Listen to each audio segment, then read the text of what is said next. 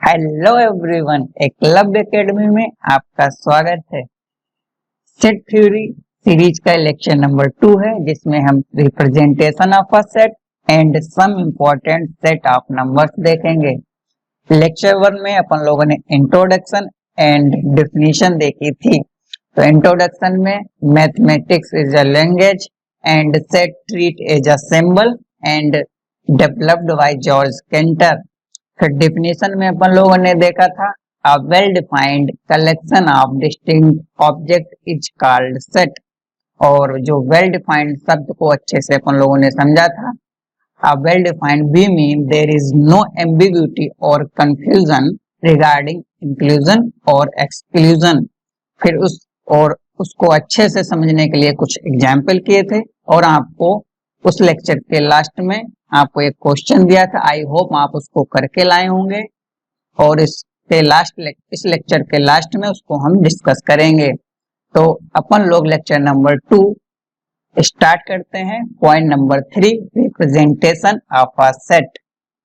Set को mathematically represent करने के दो मेथड दिए गए हैं, जिसमें से आपका पहला मेथड रोस्टर मेथड, इसको हम लिस्टिंग मेथड और टेबुलर मेथड भी कहते हैं। जिसमें से आपका दूसरा मेथड सेट बिल्डर मेथड, इसको हम प्रॉपर्टी मेथड भी कहते हैं। तो रोस्टर मेथड में all the elements of a set are listed, the elements are being separated by commas and enclosed within braces. It means आपको एक सेट दिया जाएगा, उसके सभी एलिमेंट को लिस्टेड करना है, फिर उसके बाद कामा के साथ सेपरेट करके इनक्लोज विद इन ब्रेसेस, इस ब्रैकेट के अंदर लिखना है। इस बात को हम एग्जाम्पल के थ्रू अच्छे से समझेंगे। सबसे पहले कुछ चीजें नोट कर लेते हैं। Note, generally set denoted by capital letters and उनके जो एलिमेंट्स हैं उनको स्मॉल लेटर से डिनोट करते हैं। तो यहाँ पे एक पॉइंट डिनोट करने वाली बात है आपको। जनरली का मतलब इस नॉर्मली तौर से ऐसा करते हैं, बाकी गारंटी नहीं है। A B C X Y Z small letter को सेट से स्मॉल लेटर को भी डिनोट किया जा सकता है और उसके एलिमेंट को कैपिटल लेटर से भी डिनोट किया जाता है। इसको हम आगे जब पावर सेट पढ़ेंगे तो उसमें देखेंगे। अब अपन लोग रोस्टर मेथड पे कुछ क्वेश्चन कर लेते हैं। तो question number 1, the set of all vowels in the English alphabet. तो ये लेक्चर नंबर 1 में देखा था अपन लोगों ने किस तरीके से सेट हुआ था, पर यहाँ पर अपन लोगों को रोस्टर मेथड के थ्रू इसको रिप्रेजेंट करना है मैथमेटिकली। तो रोस्टर मेथड में सबसे पहले उसके जो एलिमेंट हैं उसको लिस्टेड करना होता है। तो अपन लोग इसके एलिमेंट को लिस्टेड कर लेते हैं। तो इसके कौन कौन से एलिमेंट हैं? The set of all vowels in the English alphabet. English alphabet के जो वोवेल्स हैं वो इसके एलिमेंट हैं। तो कौन कौन से वॉवेल्स? फाइव वॉवेल होते हैं। कौन कौन से हैं? ए, ई, आई, ओ, यू। तो लिस्टेड कर लेते हैं। ए, ई, आई, ओ, यू। फिर उसके बाद कामा के साथ सेपरेट करना होता है और फिर closed with in brackets, braces. एक आपका सेट हो गया। फिर इसको कोई भी नाम दे देते हैं, कोई भी capital letter A B C D X Y Z. तो चलो अपन लोग इसको ए नाम दे देते हैं। फिर इसके बाद अपन लोगों ने नोट में जैसा कि देखा था, generally set denoted by capital letter and elements by small letter. तो इसके जो एलिमेंट हैं ए, ई, आई, ओ, यू, उनको हम लोगों ने स्मॉल लेटर में लिखा है और जो एक सेट बना है उसको एक नाम जो कैपिटल लेटर में दिया है। फिर उसके बाद लेक्चर नंबर 1 में जैसे कि अपन लोगों ने देखा था कि सेट जो है उसका ऑर्डर मैटर नहीं करता है, कोई भी ऑर्डर में इसके एलिमेंट को लिखा जा सकता है। तो इसको हम इस तरीके से भी लिख सकते हैं, ए बाद में ई पहले लिख दें, ए, ई, आई, ओ, यू। या फिर इसको किसी भी तरीके से आई पहले बाद में ए, इसका ऑर्डर मैटर नहीं करता है, एक सेट होगा सेम ए जैसा। तो अपन लोग क्वेश्चन नंबर 2 देखते हैं।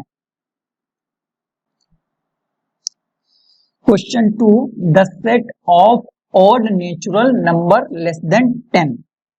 तो इसको रोस्टर फॉर्म लिखने से पहले इसको थोड़ा सा समझ लेते हैं। नेचुरल नंबर क्या होते हैं? नेचुरल नंबर वो नंबर होते हैं जो 1 से स्टार्ट हो, कुछ और इस तरीके से हो, 1, 2, 3, 4, 5, 6, 7, 8, 9, 10, 11 इस तरीके से हों। फिर उसके बाद देखना है ऑड क्या होता है। ऑड वो नंबर होते हैं जो 2 से डिवाइड ना हो। ऑड वे नंबर होते हैं जो 2 से डिवाइड ना हो। जैसे 3 हो गया आपका, 1 हो गया, 3 हो गया, 5 हो गया। 3 है कोई 2 से डिवाइड नहीं होता है, 1 2 से डिवाइड नहीं होता, 5 2 से डिवाइड नहीं होता, ये एक हो गए ऑड। लेकिन जैसे 2 हो गया, 2 से डिवाइड हो जाता है तो ये इवन हो गया। जैसे 4 हो गया, 2 से डिवाइड होता है इसलिए एक इवन हो गया, ऑड नहीं हुआ। तो अपन लोग अब लिख लेते हैं। तो नेचुरल नंबर 1 से स्टार्ट होते हैं और 1 एक ऑड भी है, नेचुरल नंबर भी है। इस तरीके से 2 नहीं लिख सकते हैं क्योंकि एक इवन है। फिर 3 एक ऑड है और नेचुरल नंबर है। इस तरीके से 5, 7 और 9। उसके बाद 11 इसलिए नहीं लिख सकते हैं क्योंकि लेस देन 10, 10 से छोटे और नेचुरल नंबर तो ये हो गए। फिर इसको ब्रेसेस के अंदर क्लोज कर देना है, ये आपका सेट हो गया। फिर इसको एक नाम दे देना है। चलो अपन लोग अब इसको बी नाम दे देते हैं। तो लेक्चर नंबर 1 में देखा था जैसा कि इसके जो एलिमेंट हैं उसका ऑर्डर मैटर नहीं करता है। इसका मतलब ये हुआ 3, 5 या 7 या 9 या 1 किसी भी ऑर्डर में लिख सकते हैं, चाहे पहले 3 लिख दें, चाहे फिर 1 लिख दें, चाहे 5 पहले लिख दें, चाहे कोई भी। लेकिन बस इसमें एक ही चीज देखना होता है कि जो एलिमेंट है वो रिपीट ना करें। आप 2 बार 3 या 2 बार 5 इस तरीके से नहीं लिख सकते हैं। तो अपन लोग अब क्वेश्चन नंबर 3 में देखते हैं। तो question 3, the set of even prime number. पहले क्वेश्चन करने से पहले अपन लोग देख लेते हैं प्राइम नंबर कौन से होते हैं।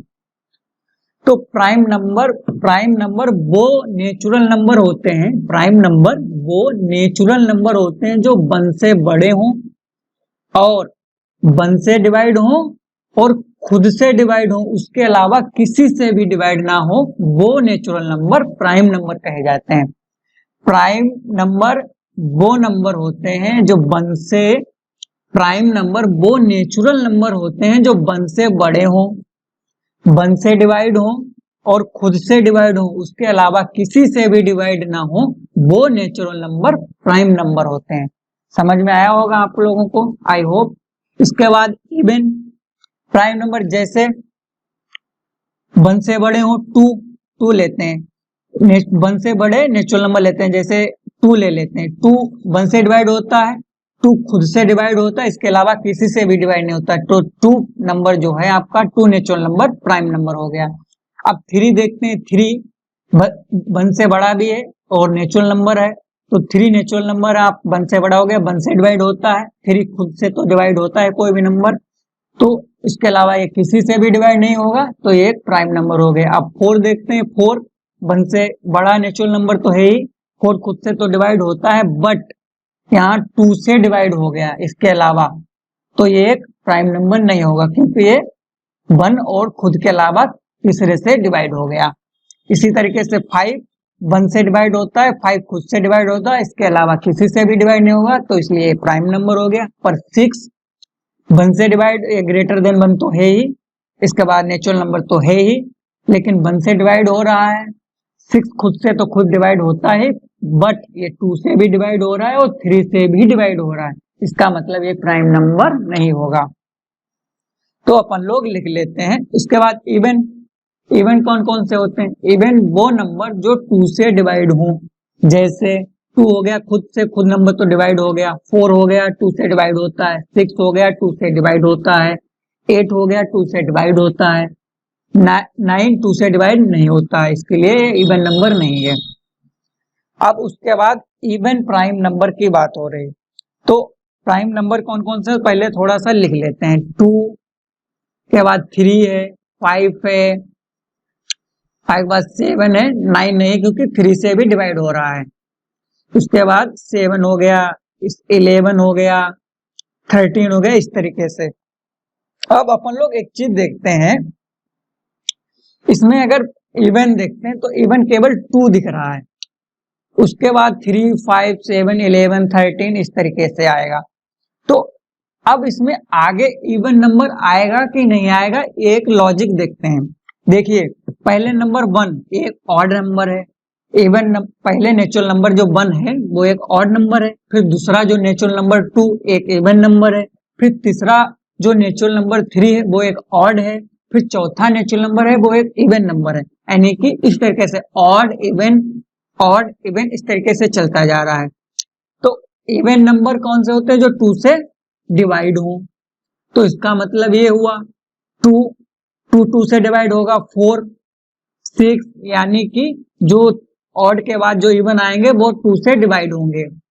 अब इसका मतलब ये हुआ ये जो 2 है इसके बाद प्राइम नंबर कोई भी ऐसा नहीं आएगा जो इवन होगा।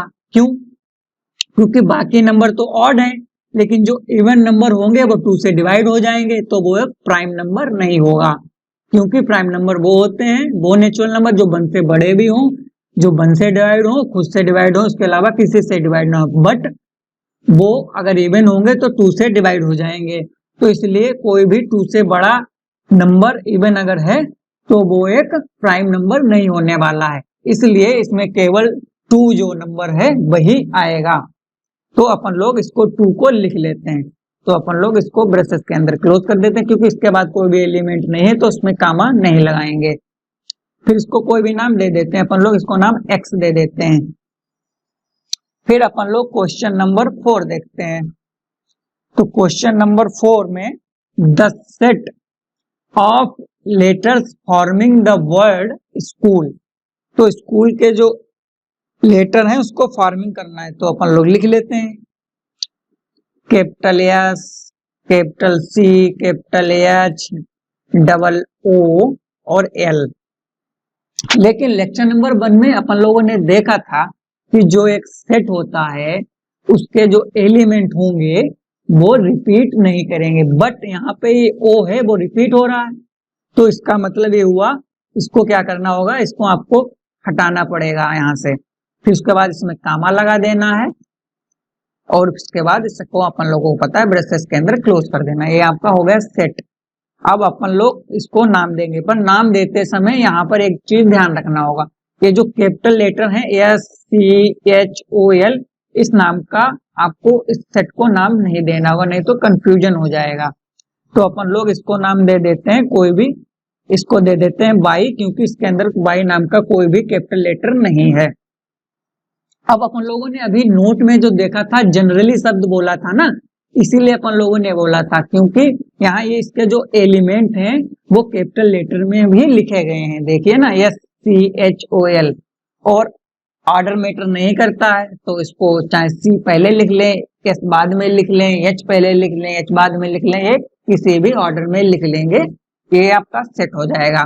और लेक्चर नंबर 1 में जैसे कि देखा था, ऑर्डर के बाद इसके जो एलिमेंट है वो रिपीट नहीं होने चाहिए, क्योंकि उसकी डिफिनीशन यही है, अब well defined collection of distinct object, यानी कि डिस्टिंक्ट होने चाहिए, अलग अलग होने चाहिए। तो इसमें यहाँ पे ओ जो डबल हो गया था, इसको अपन लोगों ने एक ही बार लिखा। ओके, आई होप आपको रोस्टर मेथड समझ आया होगा। अब उसका जो सेकेंड मेथड है सेट बिल्डर मेथड, उसको समझते हैं। तो अपन लोग पहले लिख लेते हैं दिस इज कोई भी नाम दे देते हैं इसको, फिर इसको इस तरीके से स्टार्ट करना है ब्रेसेस से। फिर यहाँ पर होता है आपका type of object, type of object, type of object. फिर इसको यहाँ सच दैट लगाएंगे, इसे सच दैट कहते हैं। फिर उसके बाद rule for collection, rule for collection, उसको कलेक्ट करने के, जो ऑब्जेक्ट को कलेक्ट करने के उसका रूल यहाँ पर होता है। तो इसको हम अच्छे से समझने के लिए एग्जाम्पल करेंगे, लेकिन इसमें एक बात का ध्यान रखना है, यहाँ टाइप ऑफ ऑब्जेक्ट में जिस ऑब्जेक्ट की बात कर रहा हो उसी ऑब्जेक्ट के रूल की बात करे। ऐसा ना हो जैसे एग्जाम्पल तौर पे यहाँ पे कह रहा है ऑब्जेक्ट में ले रहा हो लैपटॉप हो, और फिर यहाँ कह रहा हो वो फोन जो 4 GB रैम कम से कम उस फोन में होनी चाहिए। इस तरीके की बातें ना हो, क्योंकि जो यहाँ पे ऑब्जेक्ट होगा उसी के रूल की बात हो, बाकी कोई अदर चीज बात ना करे। तो इस बात को समझने के लिए अपन लोग अच्छे से एग्जाम्पल करेंगे। Question 1, the set of all vowels in the English alphabet. तो अपन लोगों ने इस क्वेश्चन को पहले मेथड से किस तरीके से लिखा जाता है फर्स्ट मेथड से देखा है। अब अपन लोग सेकेंड मेथड से इसको किस तरीके से लिखा जाएगा वो देखते हैं। तो इसको पहले लिखने के लिए इसको कोई नाम दे देते हैं सेट का, अपन लोग दे देते हैं ए। फिर इसको यहाँ पे टाइप ऑफ ऑब्जेक्ट इस तरीके से लिखा जाएगा x such that X is a vowel in the English alphabet, x such that X is a vowel in the English alphabet, in the English alphabet, alphabet, और इसको क्लोज कर दिया जाएगा। बस सिंपली इस तरीके से यहाँ x such that X is a vowel in the English alphabet, इसको रीड कुछ इस तरीके से किया जाता है, x such that X is a vowel in the English alphabet. बस ये आपका क्वेश्चन हो गया। इसी तरीके से आपका क्वेश्चन नंबर 2, यहाँ पे जो एक्स है आपका वो टाइप ऑफ ऑब्जेक्ट किस तरीके के ऑब्जेक्ट है, फिर एक्स इज अ वोवेल, वो ऑब्जेक्ट वोवेल है इंग्लिश अल्फाबेट के, इसके कहने का तात्पर्य ये है। फिर अपन लोग क्वेश्चन नंबर 2 देखेंगे, the set of odd natural number less than 10। तो अपन लोग सेट का नाम कोई दे देते हैं बी, फिर इसको भी कुछ इसी तरीके से लिखना है, x such that X is a odd natural number, odd natural numbers less than 10, odd natural numbers, odd natural number less than 10, इसको भी इस तरीके से आप लिख दीजिए। इसको रीड ऐसी तरीके से किया जाता है, x such that X is odd natural number less than 10। अब इसको दूसरे तरीके से भी मेथड, इसी को मेथड यही कहा जाता है, पर इसको दूसरे तरीके से भी लिख सकते हैं। इसको लिखने से पहले एक सिंबल है बिलोंग्स टू, इसको समझ लेते हैं इसका क्या मतलब है। एक सिंबल है, इसका नाम है बिलोंग्स टू। इस सिंबल में इधर लिखा जाता है सेट और इधर सेट के एलिमेंट। तो जैसे कि अपन लोग नेचुरल नंबर समझते हैं क्या होता है, तो नेचुरल नंबर के सेट में क्या होता है 1 2 3 4 इस तरीके से होता है। तो इसमें बिलोंग्स में जैसे 1 बिलोंग्स टू नेचुरल नंबर, इसके कहने का मतलब ये हो गया कि नेचुरल नंबर के सेट में 1 बिलोंग करता है, तो इसको इस तरीके से लिख सकते हैं 1 बिलोंग्स टू नेचुरल नंबर। इस तरीके 2 बिलोंग्स टू नेचुरल नंबर, इधर लिखा जाता है सेट और उसके जो पीछे है उसको लिखा जाता है, उसके जो सेट के एलिमेंट उसको लिखा जाता है। अगर उसके सेट का एलिमेंट नहीं है, जैसे कि 0 बिलोंग्स टू नेचुरल नंबर, इसे जिसमें 0 नहीं, तो इसको हम अपन लोग कैंसिल कर देते हैं, 0 डज नॉट, इसको कहते हैं does not belongs to natural number. तो ये जो आगे सेट लिखा जाता है उसका अगर एलिमेंट है तो इस तरीके से बिलोंग कर देते हैं, ये एक सिंबल है बिलोंग करने का मतलब, इसमें उसका एक एलिमेंट है इस सेट का।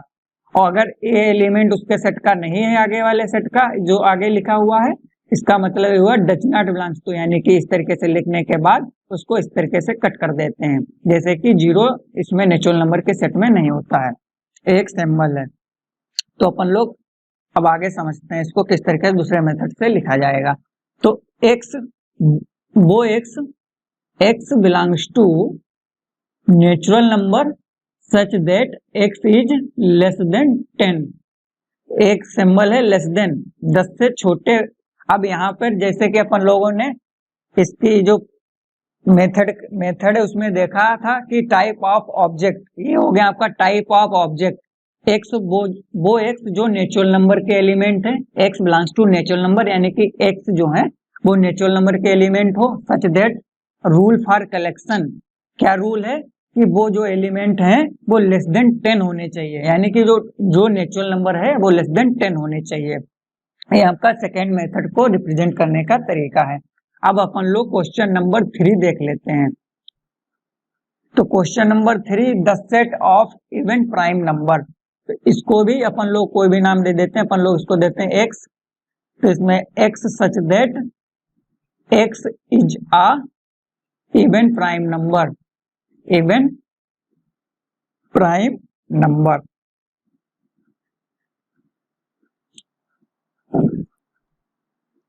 Even prime number. I hope आपको एग्जाम्पल समझ आए होंगे। अगर थोड़ा कम समझ आए हैं तो अपन लोग लेक्चर नंबर 3 में देखेंगे, एक्सरसाइज करेंगे, तो उसके जो क्वेश्चन लगाएंगे तो उसमें और अच्छे से अपन लोग का क्लियर हो जाएगा। अब क्वेश्चन ये उठता है कि अगर कोई क्वेश्चन आए तो अपन लोग फर्स्ट मेथड से उसे सॉल्व करें कि सेकेंड मेथड से सॉल्व करें। तो पहले नंबर में तो क्वेश्चन में ही बता दिया जाएगा कि आपको फर्स्ट मेथड से सॉल्व करना है कि सेकेंड मेथड से। अगर क्वेश्चन में नहीं बताया जाता है तो अपन लोग एक्सरसाइज करेंगे तो वहां पर क्लियर हो जाएगा कि फर्स्ट मेथड कब लगाते हैं और सेकेंड मेथड कब लगाते हैं। Number 5, some important set of numbers. तो कुछ जो स्टैंडर्ड सेट है उनको थोड़ा सा जान लेते हैं। जैसे फर्स्ट है नेचुरल नंबर। तो नेचुरल नंबर आप लोगों को पता होगा 1 से स्टार्ट होते हैं और कुछ इस प्रकार से होते हैं 1 2 3 4 5 6 इस तरीके से चलते जाते हैं। 1 2 3 4 5 6 इस तरीके से आगे चलते जाते हैं और इसको ब्रैकेट में बंद कर देते हैं। और इसको लिखने के जो स्टैंडर्ड जो इसका सिंबल है डिनोट करने का, ए नेचुरल नंबर कुछ इस तरीके से एन बना दिया जाता है और इधर ही इस लाइन को सीधे और लिख दिया जाता है। तो इसको एक स्टैंडर्ड इसका जो नोटेशन हो जाता है। फिर होल नंबर आते हैं आपके। होल नंबर में इसको डब्ल्यू जिसे डिनोट करते हैं और इसमें बस कुछ नहीं नेचुरल नंबर ही होते हैं और एक जीरो और आ जाता है। जीरो के साथ 1 1 2 3 4 5 इस तरीके से सभी ये जो है नेचुरल नंबर इसमें होते हैं। और उसके बाद इंटीजर नंबर आता है अपन लोगों का। तो इंटीजर को अपन लोग जेड और इसको इस तरीके से काट दिया जाता है, इस तरीके का सिंबल इसको डिनोट करने के लिए, और या फिर इसको आई से डिनोट करते हैं। नॉर्मली ज्यादातर अपन लोग इसको जेड से ही डिनोट करते हैं। तो इसको इसमें कौन कौन से नंबर होते हैं, जीरो भी होता है इसमें, 1 2 3 इस तरीके के जो होल नंबर है सभी यहाँ आ जाते हैं। और फिर इसके साथ इसमें निगेटिव भी हो जाते हैं। जैसे -1 आपका हो गया, माइनस का 2 हो गया, माइनस का 3 इस तरीके से। इधर भी माइनस के सभी -4 -5 -10 इसमें आपके। अगर नेचुरल नंबर में अपन लोग बात करें तो इसमें 100 कुछ भी आप इधर 50 17 18 19 100 भी हो गया, 200 2000 या 1 लाख आपके नेचुरल नंबर में आएगा। यही 1/2 या कोई भी जीरो या निगेटिव नंबर आपके नेचुरल नंबर में नहीं आएगा, कोई भी फ्रैक्शन नेचुरल नंबर में नहीं आएगा। और होल नंबर में same as a natural number, बस इसमें जीरो और जुड़ जाएगा। बट इंटीजर में ये जीरो और ये पॉजिटिव तो ये रहेंगे ही नेचुरल जैसे, और जीरो भी रहेगा होल की तरह। बट इसमें निगेटिव नंबर भी आ जाएंगे, जैसे इसमें -100 -200 -500 ये सब आ जाएंगे इसमें। 1 2 3 सर इधर भी 100 200 1000 1 लाख 10 लाख इस तरीके से 1 करोड़। इसी तरीके से माइनस में भी इसमें आ जाएंगे। इसमें ना ही 1/2 है, ना √2 है, ना इसमें कोई भी 3/5 या इस तरीके की कोई भी इसमें जो है एलिमेंट या नंबर्स नहीं है। तो अपन लोग रेशनल नंबर फोर्थ में देखते हैं। तो रेशनल नंबर क्या होते हैं अपन लोग देखते हैं। तो सबसे पहले इसको लिख लेते हैं, pure Q belongs to Z यानी कि इंटीजर और Q does not equals to 0। तो रेशनल नंबर क्या होता है पहले देखते हैं। पहले नंबर में p/q फॉर्म के होने चाहिए, यानी कि p/q फॉर्म के होने चाहिए। एंड उसके बाद जो p और q इसमें जो है इसका जो नोमिनेटर है और जो डिनोमिनेटर है वो आपका z से होना चाहिए। z से होना चाहिए का मतलब ये है इंटीजर नंबर होने चाहिए, यानी कि -3 -2 -1 या -5 -10 1 2 3 5 इस तरीके से। और जो इसका डिनोमिनेटर है q वो आपका 0 नहीं होना चाहिए। जब ये तीनों कंडीशन सेटिस्फाई होंगी तो वो जो नंबर होगा वो रेशनल नंबर कहलाया जाएगा और वो इसके सेट में आएगा। इसका मतलब क्या हुआ, जो p/q फॉर्म में हो और p और q बिलोंग्स टू z होना चाहिए, यानी कि इंटीजर नंबर होने चाहिए। और जो इसका q यानी कि डिनोमिनेटर वो 0 नहीं होना चाहिए। जब तीनों कंडीशन सेटिस्फाई करेगा वो नंबर आपका रेशनल नंबर कहलाएगा और वो नंबर इसके सेट में आएगा। तो इसका जो रेशनल नंबर का जो स्टैंडर्ड नोटेशन है उसको देख लेते हैं। उसको q और इस तरीके से कट कर देते हैं, इसका एक स्टैंडर्ड नोटेशन है। तो अपन लोग कुछ एग्जाम्पल देखते हैं इसके।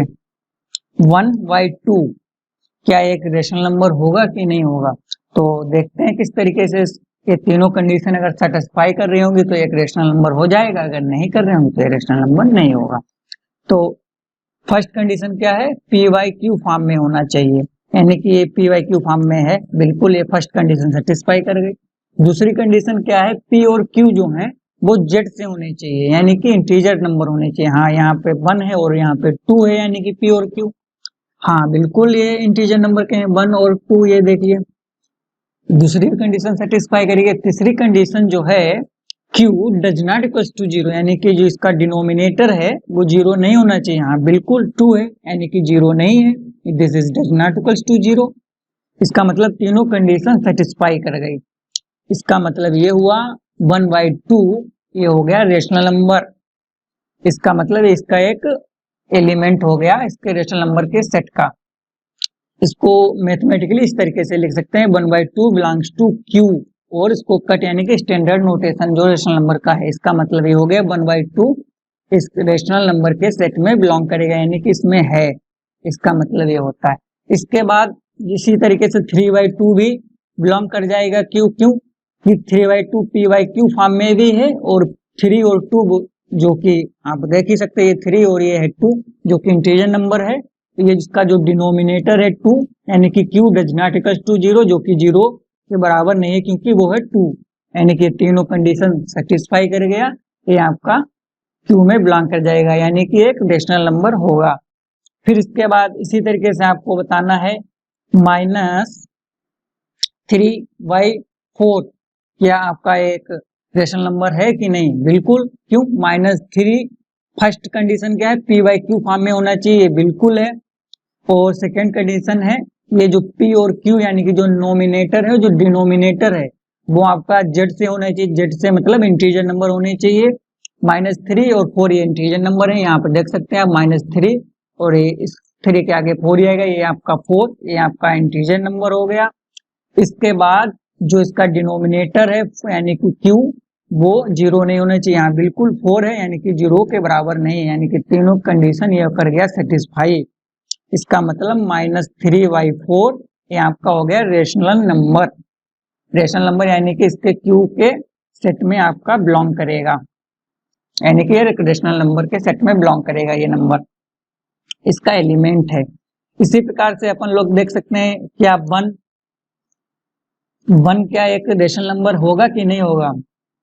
अब आपके दिमाग में आ रहा होगा ये तो PQ फॉर्म में नहीं है, ये कैसे हो सकता है, ये होगा कैसे, देखिए 1 जो है 1 को हम आपको 1/1 लिख सकते हैं ना, ये तो 1 ही लिखा हुआ है, तो ये आपका फर्स्ट कंडीशन सेटिस्फाई कर गया, PQ फॉर्म में भी है।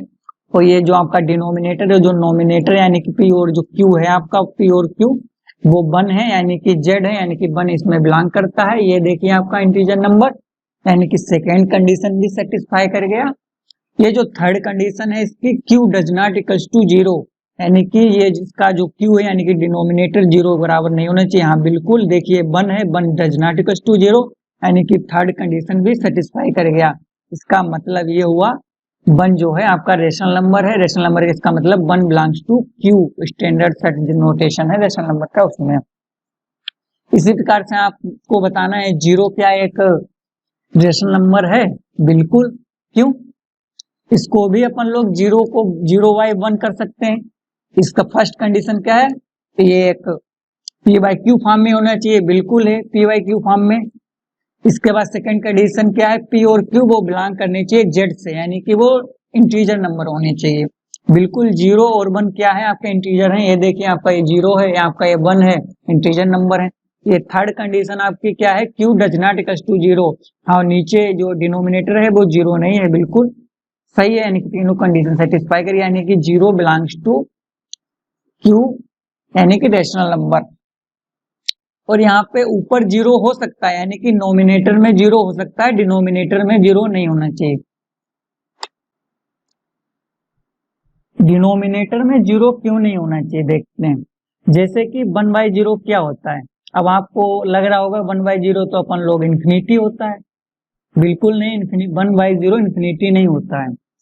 अब ये दूसरा क्वेश्चन ये है आपका, इन्फिनिटी क्या होता है। इन्फिनिटी को अच्छे से आपको अगर जानना है ना तो आपको लिमिट पढ़ना पड़ेगा, लिमिट चैप्टर। जब आप लिमिट चैप्टर को अच्छे से पढ़ेंगे तब आप इस बात को समझ पाएंगे कि इन्फिनिटी क्या है। फिर भी थोड़ा सा बता देते हैं आपको, infinity not a number, infinity कोई नंबर नहीं है, दिस इज अ सिंबल, ये एक सिंबल है। अब क्या रिप्रेजेंट करता है ये आपको लिमिट जब पढ़ेंगे तो इस बात को अच्छे से समझ पाएंगे।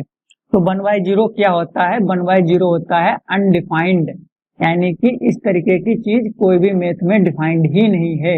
1/0 अनडिफाइंड, ये हमेशा याद रखना। अगर डिनोमिनेटर में जो है जीरो कभी भी नहीं आना चाहिए, क्योंकि वो होता है अनडिफाइंड। मैथ में इस तरीके की चीजें डिफाइंड नहीं है। अपना 5th स्टैंडर्ड सेट है इरेशनल नंबर। इसका नोटेशन अगर बात करें तो इसको क्यू और इस तरह के काटने के बाद इसको कॉम्प्लीमेंट, इसको ये जो किसी पावर की तरह ट्रीट किया जाता है इसको कॉम्प्लीमेंट कहते हैं।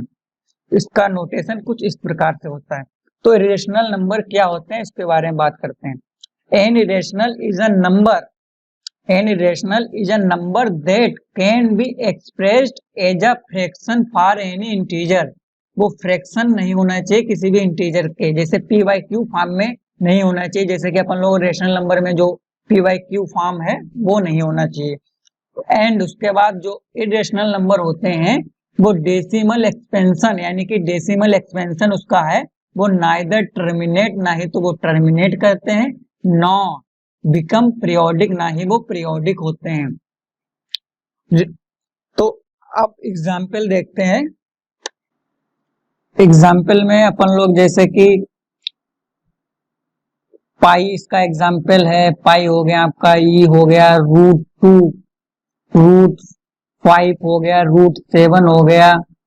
कोई भी प्राइम नंबर रूट के अंदर लिख देने से, कोई भी प्राइम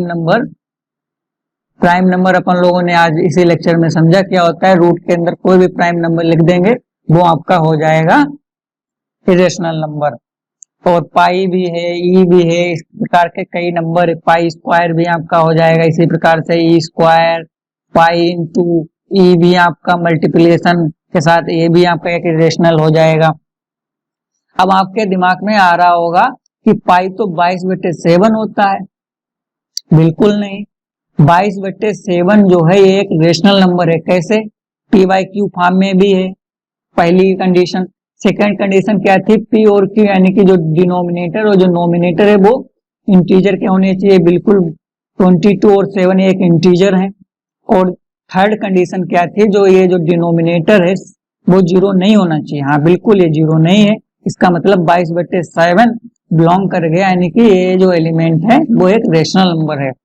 अब ये एक रेशनल नंबर है, ये एक रेशनल नंबर, तो रेशनल नंबर इरेशनल नंबर के कभी बराबर हो ही नहीं सकता। इसका मतलब हुआ पाई डज नॉट इक्वल्स टू 22/7। तो 22/7 की पाई की जगह 22/7 तो क्यों यूज करते थे?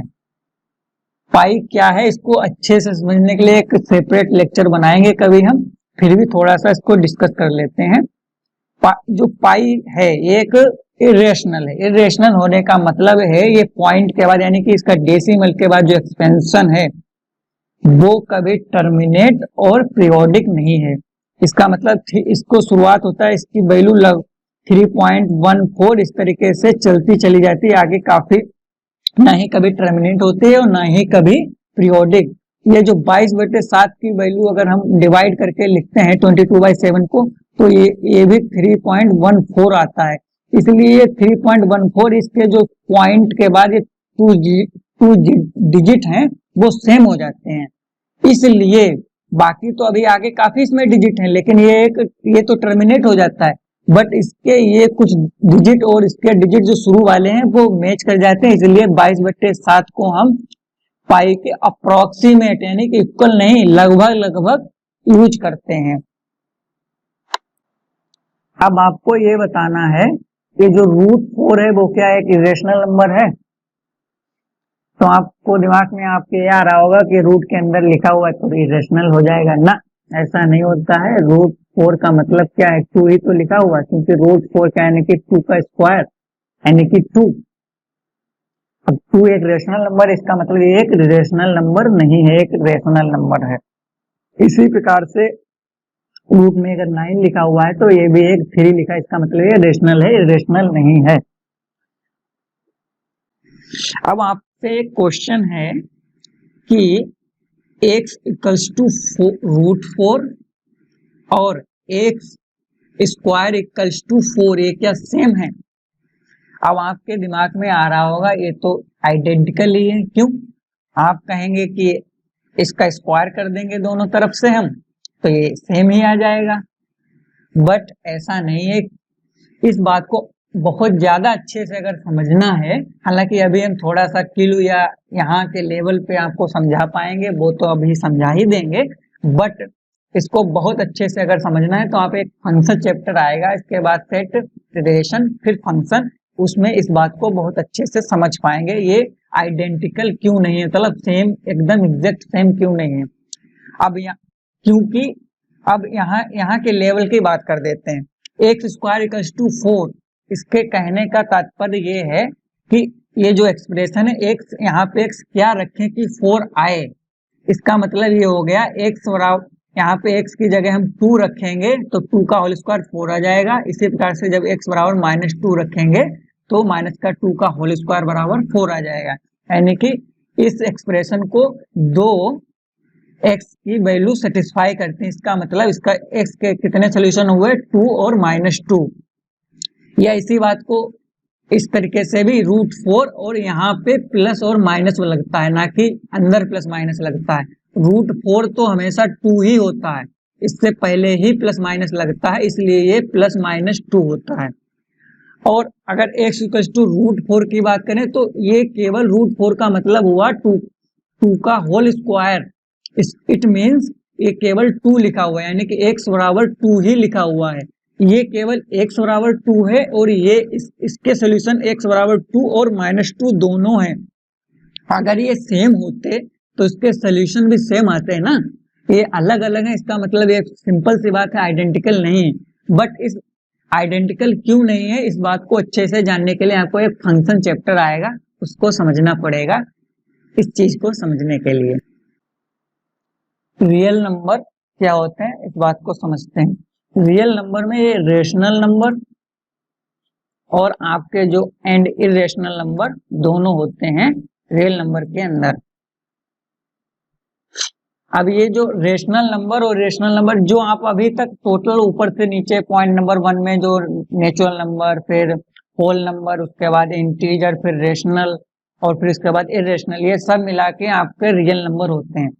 आपके जो ऊपर के जो नेचुरल नंबर हो गया, होल नंबर हो गया, इंटीजर, वो और उसके बाद रेशनल नंबर, ये टोटल सब मिला के रेशनल नंबर में आ जाते हैं, एक रेशनल नंबर हो जाता है।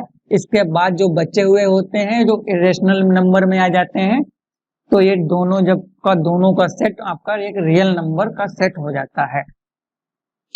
और इसको एज अ सेट लिखना होता है तो कुछ इस प्रकार से, जैसे कि सेकंड मेथड आप लोगों ने पढ़ा होगा, सेट बिल्डर मेथड, उस तरीके से लिखा जाता है। X is a such that X is a real number, x is a real number. और इसको अपन लोग आर से और इस तरीके से इसकी लाइन खींच दी जाती है, एक स्टैंडर्ड नोटेशन इसका होता है x is a real number का। अब आप इसमें क्या आएगा, आप इसमें 0 भी आएगा क्योंकि एक रेशनल नंबर है, 1 भी आएगा क्योंकि एक रेशनल नंबर है, 2 भी आएगा एक रेशनल नंबर है, -1 भी आएगा क्योंकि एक रेशनल नंबर है। इसी प्रकार 1/2 भी आएगा क्योंकि एक रेशनल नंबर है। इसी प्रकार से -3/2 आ गया आपका, 1/2 भी यहाँ आएगा, 3/2 सब कुछ आएगा, 100 आ गया आपका। इसके बाद अगर बात करें √2 यानी कि इरेशनल है, फिर भी आएगा। पाई आपका इसी में आएगा क्योंकि इरेशनल नंबर है इसलिए रियल नंबर भी होगा। पाई हो गया आपका, ई हो गया, पाई स्क्वायर हो गया, ई स्क्वायर हो गया, पाई इंटू ई हो गया। इस प्रकार से टोटल ये सब नंबर आपके इसमें आएंगे। √9 हो गया यानी कि 3 हो गया, √4 हो गया, √6 हो गया, √7 हो गया। इस प्रकार से सभी नंबर इसमें आएंगे क्योंकि, और इसमें अपन लोग, और इसको अब अपन लोग इसी सेट थ्योरी में और आगे और डिस्कस करेंगे एज अ सेट के रूप में जब अपन लोग इंटरवल पढ़ेंगे। इसको एक रियल लाइन कहते हैं अपन लोग, ये एक रियल लाइन, यहाँ -इंफिनिटी होता है, एक +इंफिनिटी होता है। यहाँ पर एक 0, यहाँ पे आपके जो है सब नंबर होते हैं 0, 1, 2। अगर आप √2 की बात करेंगे तो यहाँ पे होगा आपका √3, इसी प्रकार से अब अगर आप पाई की बात करें तो 3 के बाद आपका एज अ पाई होगा। इसी प्रकार से इसमें सभी नंबर आपको 1/2 यहाँ पे होगा आपका 1/2। इसी प्रकार से आपका -1 भी -2 भी आपका ऐसे ही होगा, -1/2 -3/2 ये सभी इसी में होंगे। एक रियल लाइन है। ओके, तो अपन लोग अब पॉइंट नंबर 7th में कॉम्प्लेक्स नंबर क्या होते हैं उसको समझेंगे। तो कॉम्प्लेक्स नंबर में लिख लेते हैं थोड़ा सा अपन लोग। कॉम्प्लेक्स नंबर कुछ इस फॉर्म के होते हैं, a+ib फॉर्म के होते हैं, और जहां पर ए और बी हैं वो एक रियल नंबर होता है, A B belongs to real number, और ये आयोटा एक माइनस का √1 की एक वैल्यू होती है इसका जो है आयोटा इसे कहते हैं आई को, और या फिर इसको आई स्क्वायर बराबर -1 भी कहा जाता है। आई स्क्वायर होल स्क्वायर करेंगे दोनों तरफ से तो -1 आ जाता है। तो ये आयोटा क्या है, इसका आई का जो सिंबल आयोटा है, ये एजा जब कॉम्प्लेक्स नंबर आपका चैप्टर आएगा तो उसमें और अच्छे से समझ पाएंगे। वैसे यहाँ पे थोड़ा सा ये समझ लीजिए, ये जो है आई स्क्वायर बराबर -1 होता है, यानी कि आई बराबर माइनस का √1 है। ये माइनस का √1 होता है इसका आई की वैल्यू। तो इसमें कॉम्प्लेक्स नंबर में क्या होता है, ये जो है a+ib का फॉर्म होता है, और जहां पे a और b एक रियल नंबर होते हैं, तो आयोटा का मतलब ये यहाँ पे रूट का -1 होता है। और इसका नोटेशन क्या है कॉम्प्लेक्स नंबर का, इसको c बनाने के बाद इसको इस तरीके से कैंसिल कर दिया जाता है। इसका एजा स्टैंडर्ड नोटेशन कॉम्प्लेक्स का होता है। अब इसके अपन लोग एग्जाम्पल देख लेते हैं। जैसे अपन लोग 2 + 3i, सबसे पहले ये क्या है, a+ib का फॉर्म है, बिल्कुल a+ib की तरह है। और ये जो a और b है इसके वो क्या रियल नंबर थे, हाँ बिल्कुल 2 और 3 एक रेशनल नंबर है जो कि एक रियल नंबर हो जाएंगे, क्योंकि रियल नंबर रेशनल नंबर और इरेशनल नंबर दोनों नंबर को मिला के एक रियल नंबर का सेट बनता है। इसी प्रकार से -2 + 2i, ये भी आपका a+ib के फॉर्म में है, ये भी आपका एक कॉम्प्लेक्स नंबर हो जाएगा। यहाँ पे -1 और 2 रियल नंबर है, और यहाँ पे एक आयोटा है, आयोटा की वैल्यू यहाँ पर यही है, -1 के अंदर रूट के ऊपर -1 के ऊपर √1 मतलब। अब इसी प्रकार से 2 + 2i, ये भी इसी प्रकार से, -2 माइनस का 3i, ये भी आपका उसी प्रकार से है। -2 भी आपका एक रियल नंबर, -3 भी आपका एक रियल नंबर है, क्योंकि इसको -2 और प्लस -3 × i लिखा जा सकता है, क्योंकि ये भी एक उसी का फॉर्म हो गया। -2 आपका जो a है वो -2 हो जाएगा, ये जो b है -3 हो जाएगा जो कि रियल नंबर है, और ये एक आयोटा, तीनों कंडीशन सेटिस्फाई कर गई, इसका मतलब ये कॉम्प्लेक्स नंबर हो जाएगा। अब आपको ये बताना है कि ये जो है 1 वो क्या एक कॉम्प्लेक्स नंबर है कि नहीं, क्या ये a+ib के रूप में दिखता है कि नहीं, आप ये बताइए। तो आपको समझ में आ रहा है कि अरे नहीं ऐसा नहीं। अब देखिए कैसे, 1 + 0 × i, अब 0 के साथ किसी की मल्टीप्लीकेशन अगर की जाएगी तो वो तो 0 ही हो जाता है। ये तो एक प्रकार से एक ही तो लिखा हुआ है, 1 ही तो लिखा हुआ है, लेकिन ये आपका एक, अब 1 a+ib का फॉर्म भी हो गया आपका, ये एक रियल नंबर, 0 भी आपका b जो एज अ b ट्रीट हो रहा है वो भी रियल नंबर है, और आयोटा भी आ गया। तो ये तीनों कंडीशन सेटिस्फाई कर गया, यानी कि 1 हो गया आपका कॉम्प्लेक्स नंबर, यानी कि 1 बिलोंग्स टू c। इस प्रकार से कॉम्प्लेक्स नंबर हो जाता है। इसी प्रकार से 2 भी 2 + 0 × i, ये भी एक कॉम्प्लेक्स नंबर हो जाएगा। इसी प्रकार से √2 भी आपका एक कॉम्प्लेक्स नंबर हो जाएगा, √2 + 0 × i, √2 + √3i, ये भी एक कॉम्प्लेक्स नंबर है, क्योंकि एक इरेशनल नंबर जो होते हैं रियल नंबर होते हैं, इसलिए एक रियल नंबर है, ए भी रियल नंबर है, बी भी एक रियल नंबर है, और a+ib का फॉर्म भी है, इसका मतलब ये भी एक कॉम्प्लेक्स नंबर, यानी कि दिस इज बिलोंग्स टू सी, यानी कि कॉम्प्लेक्स नंबर, एक कॉम्प्लेक्स नंबर का एलिमेंट है।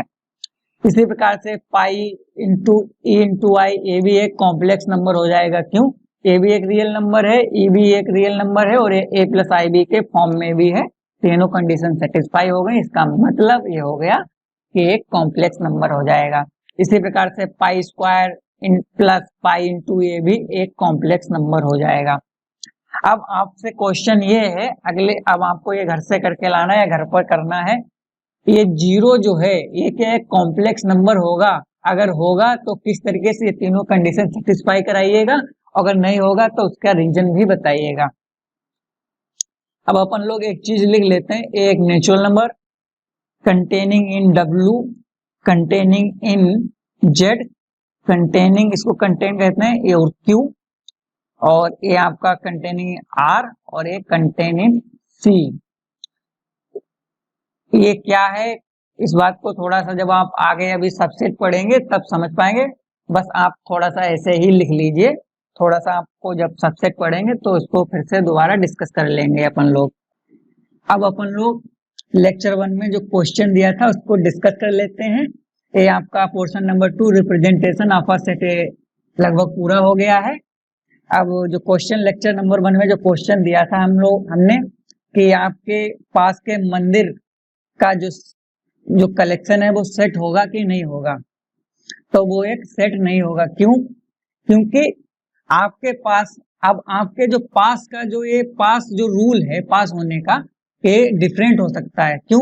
अब कोई कह रहा है मेरे पास का मतलब है 500 मीटर की दूरी, अब आपके अनुसार पास का मतलब 100 मीटर की दूरी। अब 100 मीटर की दूरी में हो सकता है एक ही मंदिर आए, 500 की मीटर की दूरी में हो सकता है 3 या 4 मंदिर आए, तो ये तो डिफरेंट हो जाएंगे, यानी कि यूनिक नहीं बनेगा। क्योंकि पास होने को डिफाइन ही नहीं ना, पास होना 100 मीटर की दूरी कह देते हैं कोई लोग कह सकता है 200 मीटर की दूरी पास कहा जा सकता है, कोई कह सकता है 500 मीटर की दूरी पास कहेंगे। तो ये तो अलग अलग हो जाएगी दूरी, तो उसमें मंदिर भी अलग अलग हो सकते हैं, क्योंकि कहीं 500 मीटर की दूरी में कहीं 5 या 4 या कुछ भी पड़ सकता है, कितने भी मंदिर। इसी प्रकार से 100 मीटर की दूरी पे कितने मंदिर, तो उसका जो सेट है, उसका जो कलेक्शन है वो सेट नहीं बनेगा, क्योंकि वो एक डिफरेंट हो जाएंगे, क्योंकि उसका रूल जो है वो वेल डिफाइंड नहीं है।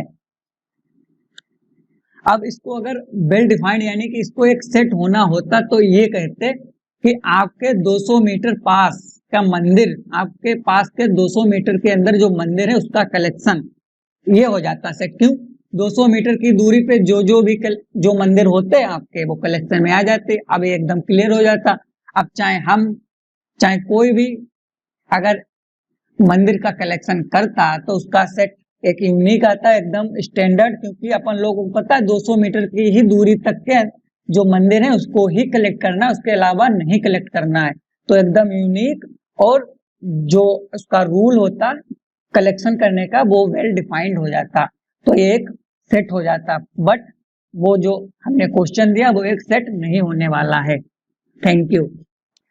तो आपको एक क्वेश्चन जो दिया गया है वो घर पर ही करना है कि जीरो जो है वो कॉम्प्लेक्स नंबर कैसे है, उसको आपको करके लाना है घर से कि a प्लस आई बी के फॉर्म में किस तरीके से इसको लिख सकते हैं। अगर कॉम्प्लेक्स नंबर नहीं है तो क्यों। आई होप आपको ये लेक्चर समझ आया होगा। अगर समझ आया, अच्छा लगा हो तो आप लाइक, और इस तरीके की वीडियो जो देखते हैं आपके दोस्त या फ्रेंड वगैरह क्लास के हों उनको आप शेयर कर सकते हैं। और अगर कुछ समझ नहीं आया हो उसे वो कमेंट आप कर सकते हैं, और अगर पसंद ना आया हो तो अनलाइक भी कर सकते हैं। Thank you.